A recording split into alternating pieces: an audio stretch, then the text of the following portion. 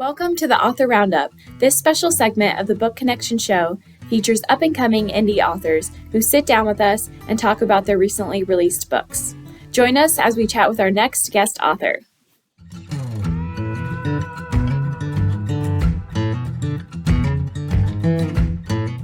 Hello, welcome to the Author Roundup. Today we have Nadine Gaston. Marie is the author of Nonstop Oslo? Yes. Nonstop Oslo. Okay, a love story. Welcome, Nadine. How are you today? We're doing good. We're excited. Thank you, Emily. Yeah. Mm-hmm. So could you tell our audience a little bit about yourself and about your book? I guess I'll start with myself. So I'm French pronunciation, right? Nadine Gaston, but Nadine, I go by Nadine for short. I'm from Haiti. I am a new grandmother. I was just saying that. I'm a communications professional. That's what I do. That would be my traditional job. I work with projects that are funded by the U.S. government in countries that are developing, such as my own country in Haiti. So that's what I do. I do communications work for the projects. I'm a romantic. Always wanted to yes, I'm like, oh my God, I see the world with pink glasses most of the time. So I've always been an avid reader of romance ever since I was little, reading Harlequins and reading all these Italian photo romances. It was fun. So I've always wanted to write about love, my favorite subject. I am a mother of two. I am divorced, unfortunately, but I do have two wonderful daughters, Laura Ashley and Stacy Alexandra. And that's basically what I guess about myself. That's what it is. I'm a lover of poetry. I write poetry at times, children's books sometimes, but nice. none of it very well-rounded. No, none of it published, but that's what I write what I feel. And sometimes that's what I want to do. And I write, I journal a lot. So I'm constantly writing. I love that. I love that very much. So Nonstop Oslo is a book that came to me as a daydream, actually. It wasn't even supposed to be a book. It's a story about a woman my age.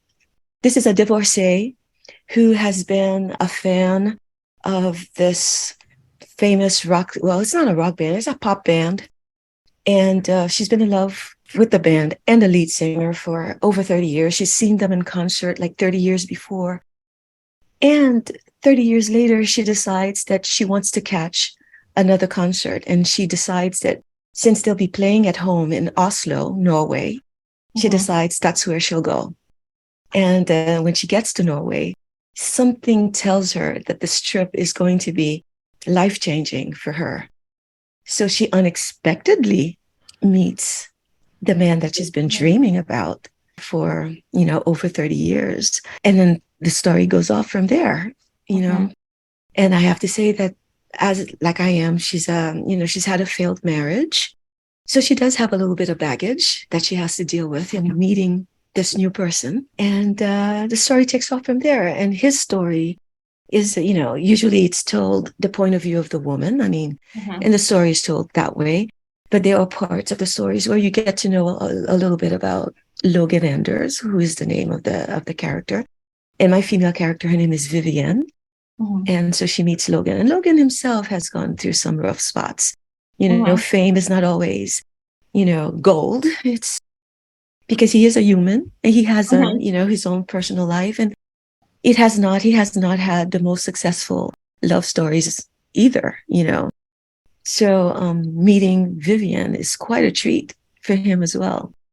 So they meet each other and sparks fly. Yeah, not to give too much away. Right. No, I love the concept of the book. So you said it came to you in a dream?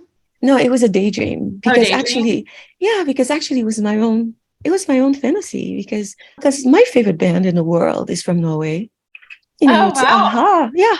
So this was me preparing to go to Norway. That's what it was. Yeah, when I read the description, I was like, "Is this like about like?" Yeah.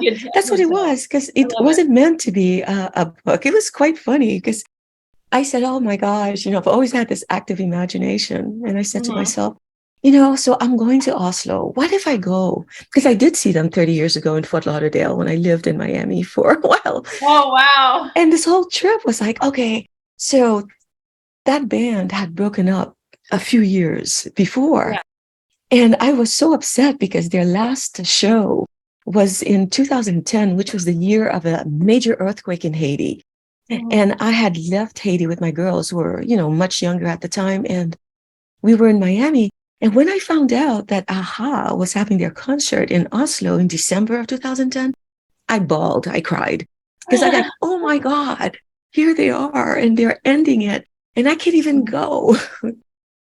And then a few years later, they announced in a press conference in Germany that they were, getting back together. And I was like, that's a sign. That's a sign. Yeah. So when they had their show in Oslo, I was like, there's no way I'm missing this show.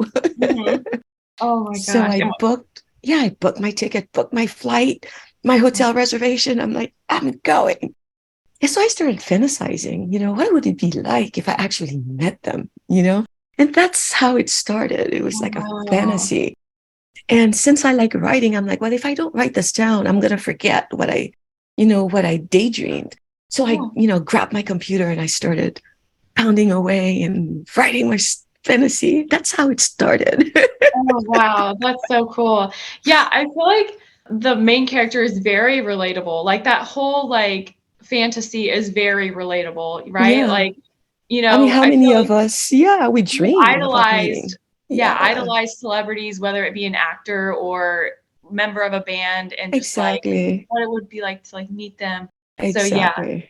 So that's a really great, plot for a book. And then also that it was a daydream. That's just because it's my, I always say it's almost out of, it's based on me, obviously, because it was my fantasy. So, all the conversations are about, what I've been through, but I just started writing it. And then it kept just getting longer and longer. And I was like, it's only when I shared, the story with some friends and they're reading it. They said, Nadine, this is actually really nice.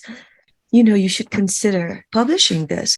But when I first started it, I wrote maybe 50 something. I typed maybe 50 something pages, which is a lot from a daydream. And I stopped it right there. And it was left, the first part was left with a question, And as I was rereading it, and of course, Miss Perfectionist, I started correcting myself. And then I found myself answering the question. So I continued writing until I came to an end that I liked. And then this friend of mine says, oh, you have to get it published. You absolutely have to get it done. So I started, there was a publisher that she had mentioned. So I just wanted to see, what the criteria would be. And then I found out that it needed to be at least 50,000 words. And I only had about 42,000 words. And I'm like, oh my God. I'm like, oh gosh, I have to add to this. What do I add to this? I love my story the way it is. It's a fantasy. Why would I add anything else? But because my friends were encouraging me so much to have it published, that I said to myself, okay, I have to come up with 8,000 more words. And I was just killing myself, thinking, what should I do? And then suddenly it came to me. And I ended up writing about 10,000 more words. And I'm so happy that I was encouraged to publish, because the last part of it, let me tell you, my favorite. So I'm happy I got to do that.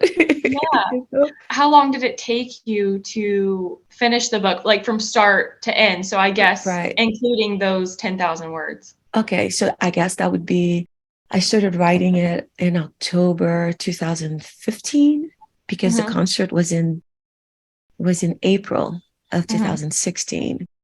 And so I flew to Oslo, made some corrections based on what I actually saw, the descriptions, the things I had researched, some things. And so I made corrections. And then I think it took me maybe, the 10,000 words only took me about just a couple of weeks, I guess, to add, Just a couple of weeks. Yeah, I think so, because the whole thing was fine. Yeah, but I had to come up with something, for 10,000 words. And that took a while. Yeah, but when I started writing it, then of course it just kind of flowed. They must have taken. I really don't recall, But overall, the story, I guess it took maybe a couple of years stopping, maybe a year and a half. I don't know. I really didn't pay much attention to the length of it because, like I said, it was just, I didn't really know whether or not I was going to go through with it. Yeah. I wasn't really sure, but I just wanted to make the story juicy Yeah. for myself. Yeah. So it you know? seems I feel like I already know the answer to this, but it seems like so has storytelling always been natural to you? You said that you've just always loved writing and journaling, so Yeah, that's always been there, you feel like? I think so. I Yeah. think so. Always had an active imagination. I'm like an only child, like on my mother's side. My father had a couple more kids, but I grew up basically by myself. And I've always had my imagination, Yeah. and always As your reading, sibling or friend. exactly, Yeah. and I have to say that I had an excellent English teacher when I was in high school who always encouraged all of her students to write. I mean, she's the one who started me on journaling. I mean, she used to ask everyone every Friday, turn in 3 pages of journaling. And oh my God, when I started doing that, that's when I really discovered my love for writing because it was an outlet for me, And my teacher was it was my way of communicating with her and telling her what was going on at home, what I felt sad about, what was going great. And from that point on, I mean, I never stopped journaling. I mean, sometimes I'll skip, but that's where the love of writing, I think, started. And she's the one who made me write creatively for the first time because, I mean, she assigned us a poem.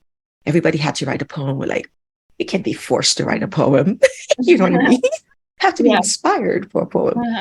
But that's where all that started with her, you know.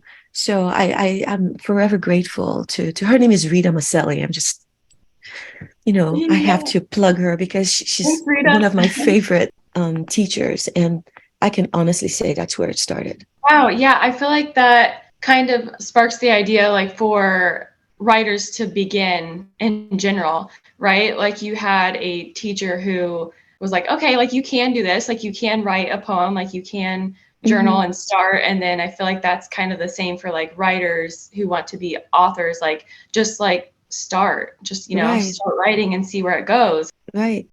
But the first inspiration I think that I've had where I felt I had to write something was I was in college, in fact, and I was preparing for a test. And because I'm a romantic, I had a crush on a guy, and I started thinking about him, and these words started coming to my mind, and I realized that if I didn't write down whatever I was thinking about, I was never going to be able to sleep, and I was never going to be able to concentrate on my test the next day. So I woke up in the middle of the night. I think it must have been about 2 o'clock or 2:30 in the morning. And I just grabbed my notebook and my pen. And I just wrote this. It's a poem, but it's a 5 page long. It's like, and then as soon as that was out of me, then I slept like a baby. It was, Yeah. and Awesome that's, mind. so Yeah. I think that was my first like inspiration, like to do something that I wasn't asked to do. It just came from me. It was just like, so yeah, that's what it Wow. was. That's how That's it started. awesome. Yeah. So for your first book, how was your writing experience? We talked about kind of like how long it took you to write it. How was the writing experience for Oh, like your fun, first? fun, fun, fun, fun. Yeah. Because it was a fantasy, like I said. So every Yeah. minute of writing it was so much fun. And I was honest because it was me. It was Yeah. my feelings. And I've never been one to be shy about expressing myself. you know. So it just flowed and I just spoke from the heart, you know.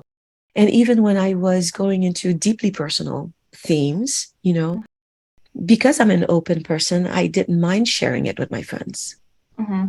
You know what I mean? So it was just fun, fun. And because music also plays a big part of my life, because I love, love, love music, it has an ability to change my mood, and put me in the right mood depending on what it is that I want to do. So there's a whole part of this book where music is very present. And what I did is I played my favorite songs at the time and I put them in the story, right? And so I played them, so I could get in a mood and I was just rocking to my music, and then that got me to writing what I wanted to write, Oh, so wow. that's what I did. And after this song was over, I'm like, this other song, and I put it on and it just carried the story. And I just kept writing. So I wrote at all kinds of, it was 2 o'clock in the morning. I was still writing, just having a lot of fun with it, So, yeah. Wow. So would you say that was probably your strategy, I guess, or maybe like when it comes to like write, like that was your thing, like. Well, that's the thing, because I don't know if you call it a strategy. It's just what I felt I had to do at the time. And I just went with it. You know what I mean? And I found that it helped. Okay. Did you ever have writer's block? Did that help writer's block, or did you experience that sort of like? Okay. I've experienced writer's block, but not on this. Oh, okay. Not on this, because like I said, it was free flow. It was just flowing. Yeah. Because it was, although it took, I did say it took me 1.5 years, but that's only because it was written in 3 parts. You know what I mean? Just when I thought I was done. Yeah. And then I started up again, that kind of thing. That's why it spanned, over that period. And when I thought I was done, I stopped writing. I went to Oslo. You know what I mean? It's only when one of my friends in particular, said you have to get it published with this particular publisher. That's when I went on that website and I saw that they needed, 50,000 words. And that's when I added that third part. That's why it spanned over 1.5 years. Not that it would have taken me that long normally if I had already known that I was going to write that third part. You know what I mean? Because it really just flowed. Yeah, but writer's block happens because this is the book that got published. But I've got these other stories that I've been dreaming of for years now. And I don't know that I call it writer's block. I just call it like other interference. I've had other things to do. I had work to do, and I had other things going on in my life. So I couldn't find a time to sit and write, but I've had these epic stories in my brain, Emma, for years now. And I remember the year 1997, when my second daughter was just a few months old. She was going to be a year. That was a particularly creative year for me. That story came to me, this epic story came to me at once. It wasn't even something that I thought about. I woke up with it, like a whole thing in my head. And I had a friend of my husband who was there visiting that day. And I said to him, he's an artist. I said to him, listen to this story. And I told him the story. That's just like that, boom. And he's like, that's a wonderful story. Is that a movie? I was like, no, it just came to me suddenly. Oh, so you've got to write it. So that's the story it's been haunting me for years, for decades. I have about 18 chapters of that written down. But it's one of those, and it's not nearly done. So writer's block comes when, I'm torn between things to do. I've got other priorities, and then that stops me from thinking about the story, because I know that I have to leave it and do something to earn a living. You have to work. Oh yeah. It's hard to wrangle everything, Yeah. writing So life in general. Yeah. So that book has been standing, as it has been sitting there for a couple of decades there, that and a couple other ones. But when I decided to publish Nonstop Oslo, and I said, you know what, this is just maybe this is what I need to start taking the other books seriously, and finish them. You know what I mean? Because Nonstop Oslo is contemporary. It's light. It's fun. The other stories are epic stories, like historical romances, because my favorite author is like Lisa Kleypas, and I love her so much. And Joanna Lindsay, who have this, huge vision of, of romance, set, in a different period, and I love that. It has always been my favorite thing to read, So my books, my other stories are sort of like epic like that too, So, and one of the things that has slowed me down, I think, with those books is the amount of research that needs to be done. I was going to say. To be genuine, Yeah. So, yeah. And I've never can find a time. And living in Haiti, it's not like we have it's not like I could step into the library and find all kinds of books on stuff like that. It's kind of limiting, living in Haiti. And at the time that I started writing, it's not like the internet was boom, like the way it is today, where you could just find anything on the internet and do your research. At the time, it wasn't as easy, But now I do have access to all kinds of information. So, so it's something that I plan on taking much seriously. Yeah. From this point on. For Nonstop Oslo, what was maybe like one of like your favorite parts of writing, or what was the best part to write, would you say, for Nonstop Oslo, without giving too much away? Yeah, the love scenes. The love scenes? Yes. That was fun. Yeah. Yeah, that. But what else was fun for me in Nonstop Oslo was the fact that I told you that, I write poetry and I have other stories. I actually inserted some of my other works inside of Nonstop Oslo, because since Vivienne is in essence my character, the story that I told you about that I've been working for many years, she's actually working on that story in the book. Oh, wow. Yeah. So there's a glimpse of that story. Oh, wow. In the book. Awesome. And to me, that was fun. Yeah. It was fun plugging in my other works in there. Yeah. And because I like poetry, there's a couple of poems that I plugged in the story. Oh. But as written by Vivienne. Yeah, little Easter eggs. Ooh, exactly. Yeah. So that's me plugging in my other works in it, and as a way to encourage me. Yeah. It's so exciting too. Yeah. It's like, I have a mentor who says that if you want to do something, you should commit to it publicly. And so by plugging these things in, it's my way of committing to these works. Working on them, and putting them out there as well. Yeah. So I was reading on the Archway Publishing website some of your reviews, and your book has gotten amazing, like glowing reviews. And one in particular, can I just read it to you?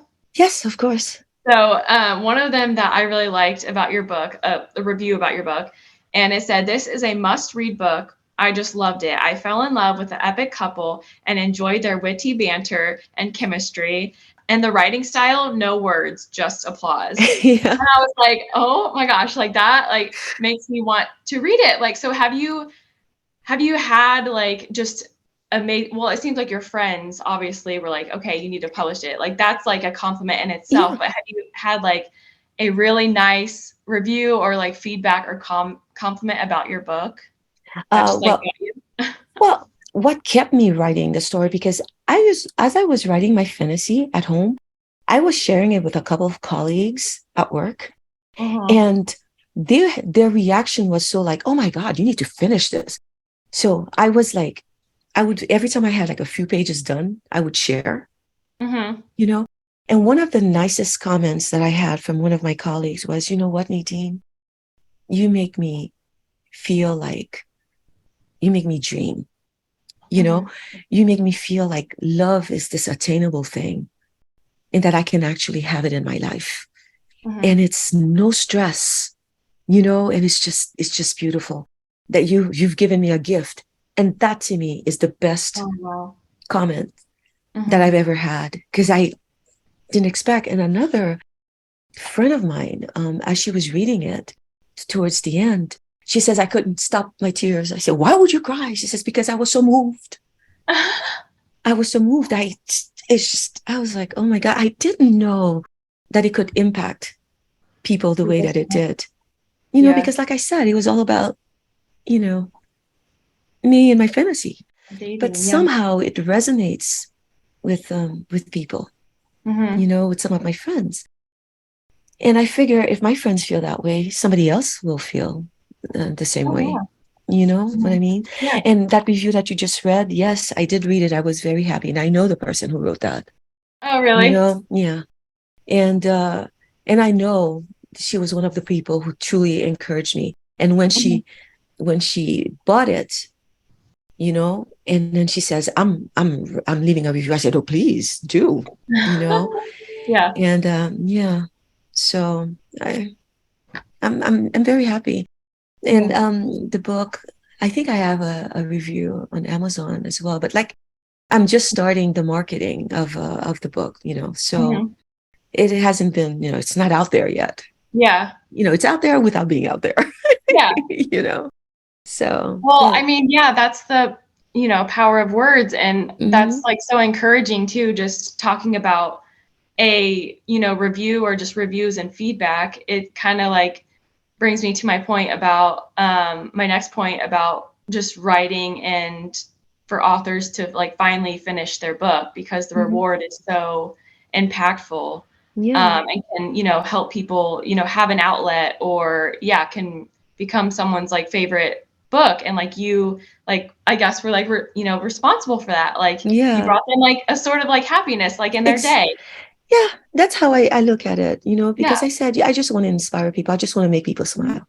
Yeah. And and that's why I choose to be vulnerable and open and honest about my feelings, because I figure that a lot of women have the same history that I do, you know, and a lot of people I know have given up on love because they've been burned once, twice, three times, and they're sort of like closed off to it, you know. But I mean, if love is going to find you, it's going to overtake you. That's what it is, unexpectedly. You just need to be open to it, you know, and it will find you. So this story is really what it is, you know.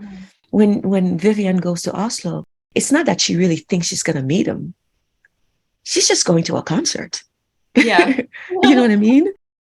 She'll And see him, but she won't. She's like, oh, I'm not. exactly. I mean, Yeah. she's not expecting to meet him. She's expecting to listen to some really good music and get to see him, even though he's, you know, he'll be like hundreds of feet away, you know. But lucky for her, she Things meets him. happen when you least expect it. Exactly. You know? That's why it's so beautiful. Yeah. What advice would you give writers that are wishing to publish their first book? I guess what I would say is, first of all, that thing that used to stop me at the beginning is what you call imposter syndrome. Oh, yes. Because I remember thinking that, like, who am I to really even want to write a book? Because so writing was always going to be personal to me. You know, I never thought I would put it out there because I used to have this image of what an author was. To me, they were like college professors. To me, it was somebody with a degree in literature, you know, someone like that, who's legitimate, you know, but not someone like me, you know, even though I have an imagination, but like, you know, who are you to write? And then and then one day I had this conversation with the father of a good friend of mine who's a well-known artist, painter. And he told me that he used to be haunted by this imposter syndrome as well. And that shocked me. You know, he says, but I think all of us feel that way. If you have it inside of you, just just put it out. He started reading this woman I consider her a mentor. I don't know if you've heard of Julia Cameron, The I haven't. Artist's Way. Oh my God, Emma. And I recommend this to everybody. Julia Cameron, The Okay. Artist's Way, makes you discover your creative Oh, wait. Yes, self. I've heard of that book. Yes, I've heard Yes, of it. your creative self. 3 months of doing what she tells you to do, and you're discovering things about yourself that you never thought you had in you. And one thing that Miss Cameron says is that don't be critical of your work. Show up on the page every day. Just write. What you think is garbage is beauty to someone else. And just let it pour out. Besides, at the end of the process, you've got the editing, somebody's going to help you, you know, whatever, you know, shape it, you know, whatever, you know, not have grammatical errors or whatever. But the thing is, if you feel inspired to write, just write. Yeah. Just show up on that page every day. Just say what you want to say. You know, there's plenty of time later to fix it, whatever. Just work, and sooner or later, you have these pages in front of you that you can do something with. You know, so that would be my advice to anyone who wants to write first, because you can't publish without writing first, So just let it out. Just write. And in publishing, thank God, there are some publishers out there, who help you self-publish if you can't find the traditional, a publisher who has a call for, manuscripts, or you don't have an agent that can put your book in front of someone, So reaching out to publishers like Archway Publishing, and it took me a while to trust it, and then to finally send my manuscript, and I did, and it's the best thing I've ever done. Yeah. But there are people who will help you with the publishing part, And just yesterday, or the day before yesterday, I read this article on The Guardian where they were saying that people like my age, like older writers, older women, who are now getting published at age 60, at age 70, at age 80. That's amazing. Because right now, people are finding the value in what older women have to say, you know? And so I would encourage anybody, because you think that, once you reach a certain age, it's too late. I'm not going to, there's no hope for me. Au contraire, this is the time to do it now, because publishers are paying attention, to older people, especially women, and their stories. So I'm completely thrilled. No, that's amazing. Yeah. I feel like everyone is their harshest critic, and I feel like everyone experiences imposter syndrome in some way or another. So it's really sad when like you hear about like, writers like me working in the self-publishing business, like having this idea and being there, being a perfectionist or not thinking it's good enough when like someone like their friend or family is like, no, this is really good. Like a lot of people would benefit from this. And so that's why like self-publishing is so amazing, because like you said, traditional publishing can be so like daunting, and self-publishing is for everyone. Like that's why it's so amazing. Everyone has a story. You don't, like you said, you don't have to be a professor. You don't even have to have a college degree. Like, so Because for a long time, I was like, I don't have a literature degree. So what am I doing writing? But the thing is, you start reading the biographies of your favorite authors as well. And sometimes you realize there's just people that just like you and me. Yeah. And that kind of encourages you. To put your stories out there as well. Yeah. How did COVID affect writing? Was it like, was it a good time for writing? Because that's like kind of like when some people started publishing is when COVID happened. Yeah, well, I was done writing the book before COVID, right? But COVID was more, COVID helped me a lot, but not in writing my own stuff. It was at work. It was at work. It helped me work better. But COVID was just really, it was at a time where I shined as a communicator, but not really in my writing. But I have to say that after Nonstop Oslo, I almost cheated myself out of a good answer. My goodness, I did start another contemporary thing, I do have another book in the makings after Nonstop Oslo, because it was so much fun daydreaming about the singer of AHA, whose name is Morten Harket. It was so much fun that I said, I'm going to write another story about this guy. And I said, maybe it'll be the Morten Harket series, Yes.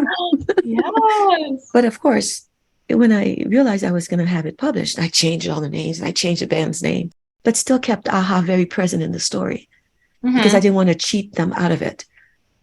Because they're so inspiring, that band. But then I started writing another book, Brazilian Haze. That's the name of it. But that one takes place in Brazil, obviously. But it has another feel to it, right? Yeah. Because it's not only romance, it's more of a thriller, history, political kind of thing, but still with lots of romance, with Morten Harket at the center, right? So I'm writing about that. I read about that a little bit during COVID. Yeah. What would you do if the main singer of AHA found out about you and your story and Nonstop Oslo? What would you say to him? So happy to meet you. Well, I'd probably tell him all about, I don't know, I'd be thrilled to meet him because not only is he extraordinarily handsome, even as an older person now, he's in his 60s now, and he's still a very good looking older man. But and I know that the character, the way that I wrote about him, is probably he's probably not one thing like that. But one thing that I have to say is that to give life to Logan, the character, that plays him, to give life to Logan, I read a lot about Morton Harkett. I listened to a lot of his interviews so that I can have a feel for who that person is. Oh, wow. So that I can interact with that person, But of course, his name is Logan in the book. But I did listen to and as a human being, I think he's a very inspiring person because he's an activist as well. It's just not about singing only for him. He's multi-talented and with a big heart.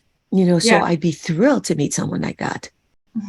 To just have long conversations with him as to what motivates him, And he's also a solo artist, and he's had beautiful, beautiful music. And he works with poets from his country to write the most beautiful lyrics for the most beautiful songs, So of course it would be thrilling to meet someone like that. And of course I want to shove my poetry under his nose and have him read them, exactly, but yeah, it would be just wonderful to meet someone like that, somebody as inspiring as he is. Yeah. So for this year, do you have any professional or personal goals, book goals that you have? This year is really about growing my business and promoting Nonstop Oslo. So those are the main goals, is really promoting Nonstop Oslo, to give it the maximum exposure that I can, and to try to finish at least the Brazilian Haze. I can't believe that when we started talking about books that I didn't mention Brazilian Haze. That is so weird. Wow. But if there's anything that I can finish this year as I'm growing my business, or even if I don't finish it, to get far, far, far ahead with it, it's going to be Brazilian Haze. So try to find a time for it. But, like my coaches, they tell me, Nadine, promoting a business is hard work. You might not be able to write a book as you're promoting the book. And I'm like, yeah, I hear you. But something inside of me, Emma, says that I can. You can. So it's just organizing my time in a manner that allows me to do it. All right. Well, is there anything else that you would like to share with our audience today? Well, Nonstop Oslo is available on Amazon. Yeah, Amazon and archwaypublishing.com. Archwaypublishing.com, and also on barnesandnobles.com. Please purchase it. You won't regret it. I don't think you will anyway. I think you'll have fun. It's a wonderful weekend read. My friends, they read it over the weekend, like not doing anything. It's like, okay, let's just grab this book and read. And it's fun. It's fun. So I would encourage everyone to read it, and to also visit my author's website on Archway. Well, it's marinadinegaston.com. That's my author's website. Okay. And so I started starting a blog. So I'll be, blogging every week, answering questions for everyone who might have questions about the book, and to talk about whatever resonates with you in the book. We can talk about not just the story, but our experience as women. Because there's a lot of stuff in there. You know what I mean? There's a lot of stuff in there. People will find them, will find a little bit of themselves in the story. So we can talk about these topics as well. Perfect. So yeah. All right. Well, thank you. And one more thing. My Facebook page. I have a new Facebook page, Nadine's Corner. Yeah, Nadine's Corner, that I started. Just to promote the book and whatever other works that I might have coming. Yeah. That's awesome. So this is new. All these are new, the blog and the Facebook page. But I encourage you to encourage me as a new published author, to put my stories out there. So, awesome. Yeah. Well, thank you again so much for taking time out of your day to chat with me and to talk about Nonstop Oslo. And readers, yes, you can purchase Nadine's book on archwaypublishing.com, on our online bookstore, and it is available on Amazon. And barnesandnobles.com. And Barnes& Noble. Right. Thank you so much. Thank you, Emma. It was a pleasure.